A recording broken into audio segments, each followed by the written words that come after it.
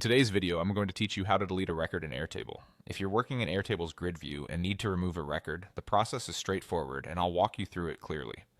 A record in Airtable is simply a row in your table, and grid view is the spreadsheet-style layout most people use. Start by opening the table where the record lives. Make sure you're in the correct base and the correct table so you don't accidentally remove something from the wrong place. Next, click on the row that you want to delete. It helps to scan the fields across that row to confirm you've got the correct item. Look for the row number on the far left. That little number area is important for the next actions. There are two easy ways to remove the record. One way is to right-click directly on the row number on the left. When you right-click, you'll see a menu appear. Choose Delete Record from that menu. Airtable will usually ask you to confirm. This confirmation is there to protect you from accidental deletions. So take a moment to double-check you're deleting the right row, then confirm. Another way is to use the small down arrow next to the row. When you hover over the row number, you'll see that arrow appear. Click it to open a drop-down menu and select Delete Record. Again, if Airtable prompts you to confirm, go ahead and approve the deletion once you're sure. There's also a quick shortcut if you prefer the keyboard.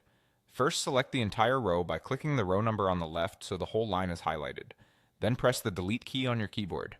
If you're on a device where the Delete key functions differently, the backspace key may work the same way. You'll usually see a confirmation prompt here too, and once you confirm, the record is removed. A couple of tips to keep things smooth. Make sure you've selected the entire row before pressing delete. If your cursor is inside a single cell, the delete key will only clear that cell's contents, not the whole record. Also, if you're using a trackpad and don't have a right click, a two-finger click or a control click will open the same menu.